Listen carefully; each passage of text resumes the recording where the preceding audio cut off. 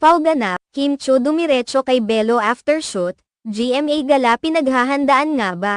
Si Kim Chiu ay agad na nagpabelo matapos ang kanyang shoot, tila may paghahanda na para sa GMA Gala. Habang wala si Kim sa Showtime kanina, abala siya sa isang bagong endorsement shoot kung saan kasama niya ang kanyang kapatid na si Lakem. Tila nag-enjoy sila sa kanilang ginawang proyekto at nagkaroon ng masayang pagkakataon upang magkasama. Matapos ang kanilang shooting, ibinahagi ni Dr. Belo ang isang video na nagpapakita ng pagbisita ni Kim sa kanyang klinika.